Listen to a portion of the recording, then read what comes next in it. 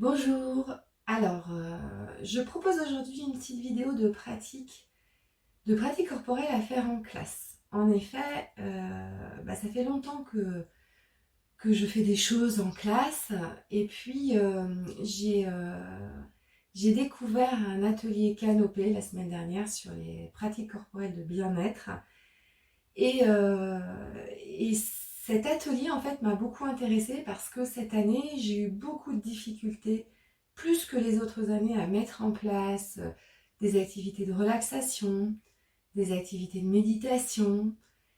Et en fait, j'ai une classe très très explosive, très mobile, très volatile. Et je pense que en effet, la situation cette année en particulier a beaucoup contribué à cette atmosphère. En effet, on a des enfants qui n'ont plus d'activité sportive ou beaucoup moins, puisque voilà, Covid aidant, cette année, confinement aidant, beaucoup d'activités ont été suspendues. Et puis avec ce joli printemps très pluvieux que nous avons des enfants qui sont beaucoup à l'intérieur. Et donc toutes ces circonstances contribuent en fait à rendre les enfants beaucoup plus explosifs et beaucoup plus mobiles. Et j'avais déjà réfléchi en fait à ça, dans le sens où c'est vrai que nous adultes, en tout cas moi, je parle pour moi, j'ai envie que les enfants soient calmes, qu'on puisse enseigner dans un environnement calme, silencieux. Et en fait, j'oublie vite que ce sont des enfants et qui fonctionnent pas comme moi, qui suis une adulte vieillissante, euh, qui ont beaucoup plus d'énergie que moi. Et j'ai fait le lien aussi avec une formation de yoga enfant que j'ai fait il y a plusieurs années, où où on nous avait expliqué, et c'est tout à fait logique, hein, ça fonctionne aussi pour les adultes. On ne peut pas demander à des enfants de se relaxer, de méditer, de visualiser si on ne les a pas défoulés avant. Donc en fait, j'ai pris conscience que oui, je faisais des choses certainement très sympathiques, mais il manquait quelque chose. Et ce qui manquait, c'est cet atelier qui me l'a apporté. Et en effet, je me suis dit, mais oui, bien sûr. Donc c'est bien d'apporter aussi des activités qui défoulent. Alors j'avoue que j'y avais pensé, mais ça fait un peu peur quand on a une classe entre 25 et 30 de petits piou-piou. Et hier, figurez-vous que je me suis lancée parce que je n'en avais que 18, j'avais beaucoup d'absents. Et en fait, ça a fonctionné. Et ça a été intéressant aussi parce que dans ma classe cette année, j'ai un petit garçon qui est TDAH, mais un vrai, hein, pas agité, un vrai TDAH avec la chambre à air, les boules de tennis, les balles de tennis sous la chaise, voilà. Et ça, c'est quelque chose de compliqué pour lui, pour l'enseignant et pour la classe. Et du coup, c'est pratique. Des fouloirs sont aussi très intéressants pour ce type d'enfant et je vous dirai après. Donc je vous propose là, j'ai fait une petite sélection de pratiques que j'ai pu découvrir, enfin que j'ai vues et que j'ai reprises aussi d'autres activités. Alors pour information, il y a beaucoup de choses qu'on peut utiliser qui sont tirées du Kundalini Yoga. Alors bien sûr, on est d'accord avec adaptation, hein. On ne va pas proposer un cours de Kundalini à des enfants, mais il y a des mouvements qui sont super intéressants. Alors je vais vous les montrer. Euh, je vais vous dire d'où sont tirés chaque mouvement. Donc je propose hier en fait ce que j'ai fait et je pense que c'est une bonne organisation. Je propose d'abord de partir sur des activités qui défoulent et qui font travailler donc le cardio et le renforcement musculaire. Après, chaque partie, là je vais vous les mettre bout à bout, mais chaque partie peut être prise indépendamment et proposée en fonction de ce qu'on ressent de l'état de la classe. Si à un moment donné, on voit que les enfants ils ont besoin de décharger, on va plutôt proposer des activités cardiotoniques. Et puis si à d'autres moments, ils ont besoin de se concentrer, on va proposer deux types d'activités. S'ils ont besoin de se recentrer, on va encore en proposer d'autres. Voilà. Là, je vous propose un autre petit panel. Je vous en avais déjà proposé un autre, mais qui était deux autres, je crois. Mais il n'y avait pas cet aspect défouloir. Alors, la première activité, donc je vais me lever, vous ne verrez peut-être pas ma tête, mais ce n'est pas grave. L'essentiel, c'est de m'entendre et de comprendre le principe. Donc la première activité, c'est le jogging de la chaise. Ça, je l'ai tiré de l'atelier Canopée sur les pratiques corporelles de bien-être. C'était proposé par deux conseillères pédagogiques en EPS qui sont vraiment, qui proposent vraiment des outils extrêmement intéressants. Alors, du coup, le jogging de la chaise, les enfants se placent derrière leur chaise, hein, comme ça, et on propose, alors maintenant je vous baisse un peu, de tenir la chaise et puis on commence tout doucement à trottiner. Et puis petit à petit, voilà, on va accélérer. Accélérer. On peut faire talon-fesse, on peut faire sur le côté, on peut faire remonter les genoux. Enfin voilà. Et donc ça, vous le faites autant que besoin. Ça, c'est la première activité. Donc c'est du cardio. La deuxième activité que je vous propose, la deuxième pratique que je vous propose, c'est une pratique, donc je crois qu'ils l'ont également montré dans l'atelier Canopée. Moi, je l'ai reprise de Kundalini Yoga et je l'ai appelée la grenouille. Donc en fait, on est accroupi, les talons se touchent et les mains sont à l'intérieur. À l'expire, on est en bas. À l'inspire, on monte les fesses. Et ce qui est important, parce que très souvent les enfants, ils vont faire comme ça. Alors c'est possible aussi, mais c'est autre chose en fait. C'est possible aussi, on pourra le faire après, mais c'est un autre mouvement. Là en fait, on va allier la respiration, mais aussi l'extension de l'arrière des jambes. Donc, expire, je suis en bas. J'inspire, je monte. Et on va le faire avec une respiration tonifiante.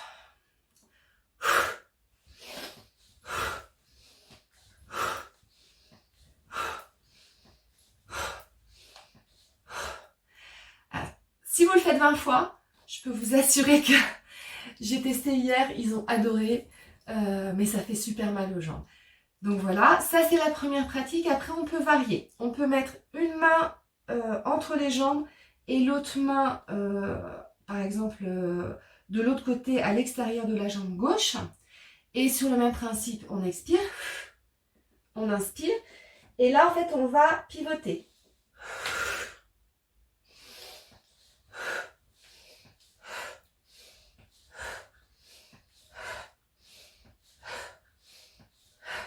Voilà. Ça aussi, c'est une pratique qu'on a en yoga. Si vous le faites 40 fois, je peux vous assurer que et sur le musculaire et sur le cardio, ça va le faire. Donc du coup, vous pouvez les enchaîner. Après, le mouvement que je vous montrais tout à l'heure, mais là, ça demande plus en fait d'équilibre. Vous pouvez aussi faire ça.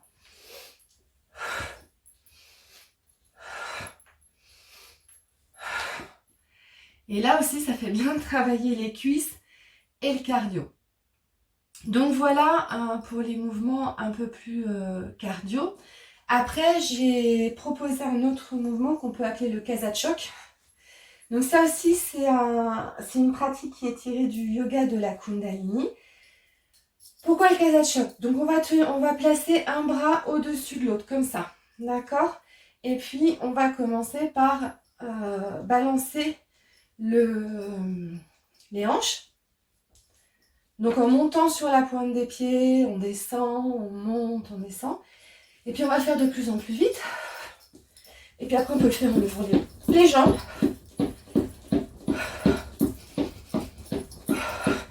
D'où le Kazachok. Voilà, évitez de lancer, hein, parce que... Alors tout ça, ça peut se faire en classe. Alors soit derrière les chaises ou dans les rangs, vous proposez aux enfants après de se mettre dans les allées en fait, et c'est tout à fait faisable en classe. J'ai testé pour vous. Après, en mouvement encore avec des respirations purifiantes. Alors, ce que je vous conseille aussi, c'est entre chaque, hop, on a un temps de retour et d'observation que je vais prendre parce que je suis un peu essoufflée. Et de bien proposer aux enfants de sentir ce qui se passe. Le cœur qui va plus vite. Ils peuvent sentir des picotements, la circulation qui s'accélère, la circulation du sang qui s'accélère. Après, il y a un autre mouvement que vous pouvez faire également debout ou assis. Donc, on pose les mains sur les épaules. Ça aussi, c'est une pratique qui est tirée du Kundalini. Il y a beaucoup d'exercices de Kundalini qui sont faits, qui sont basés sur la respiration. Alors, bien sûr, celle-là, par contre, mais comme les autres, vous faites le temps nécessaire, mais celle-là, ne la faites pas trop longtemps parce qu'on peut être vite en hyperventilation. J'inspire, j'expire.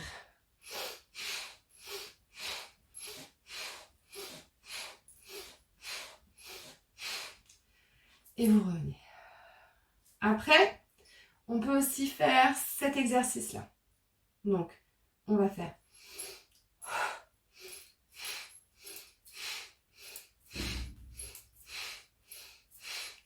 Et après, on pose juste les bras. Et on reste en statique.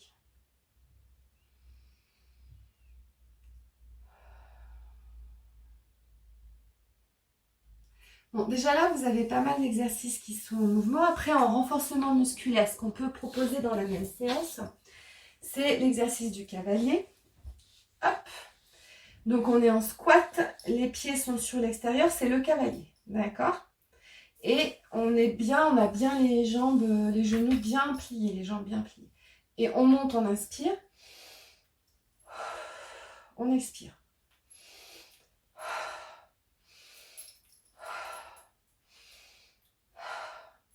Et après, on reste sur notre cheval.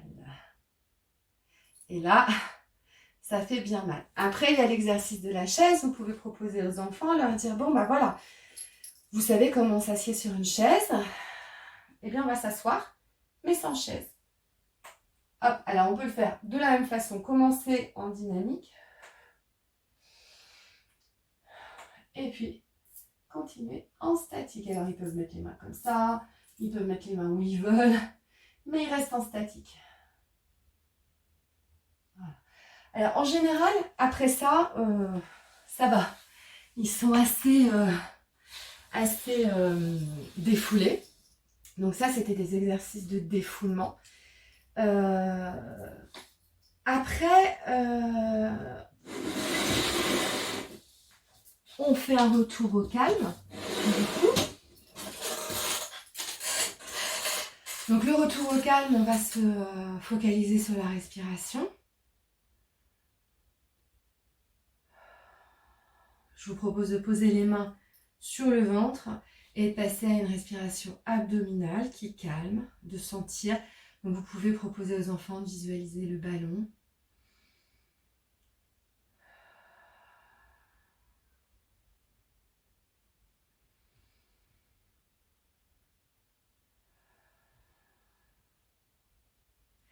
Comme exercice de respiration, il y en a un que j'ai découvert qui est aussi tiré du yoga mais qui est très joli. C'est la respiration du lotus.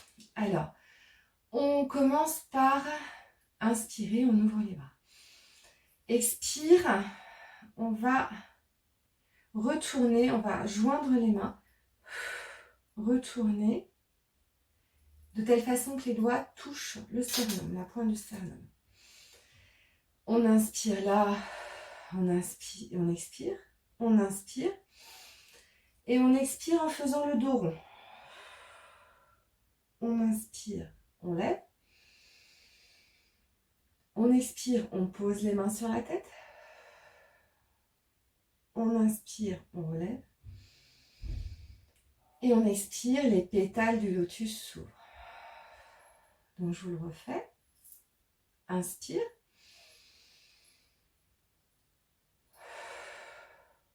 Inspire.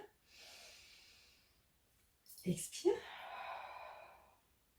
Inspire. Expire. Inspire.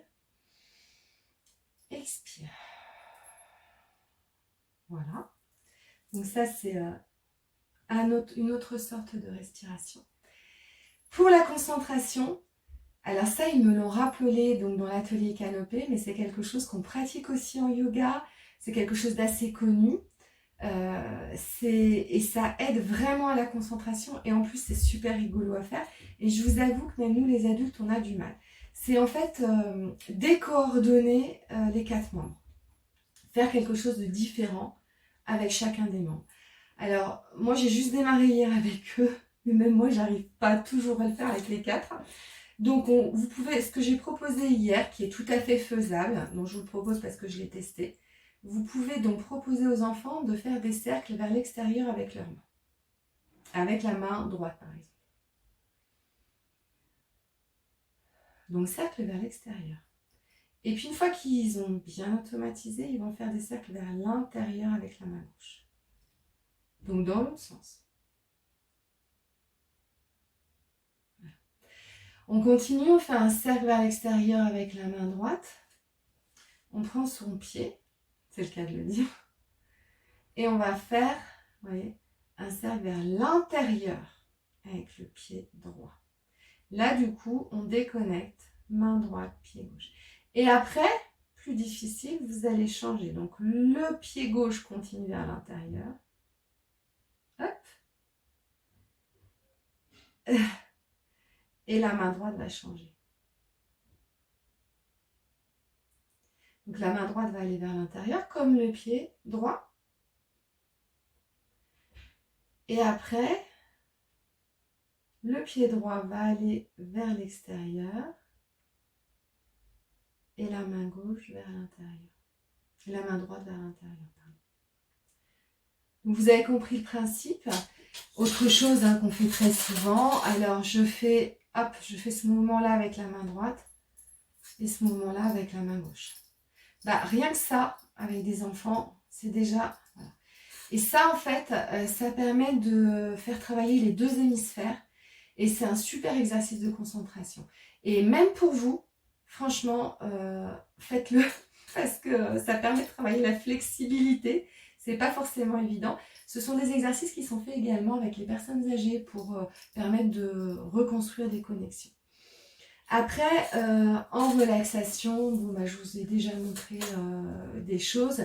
Il y a une chose que je vous avais peut-être pas montré, c'est l'exercice du spaghetti. Serrer, serrer, serrer, serrer. Relâcher. Donc les contractions, décontraction. Serrer, serrer, serrer, serrer, serrer. Relâcher. Et voilà pour aujourd'hui ce que je voulais vous proposer, que j'ai testé donc hier dans la classe.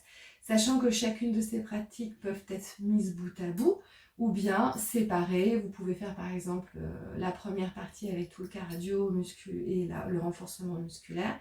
Et puis dans un autre moment, faire la concentration pour que ce soit des petites touches tout au long de la journée en fonction des moments de la journée.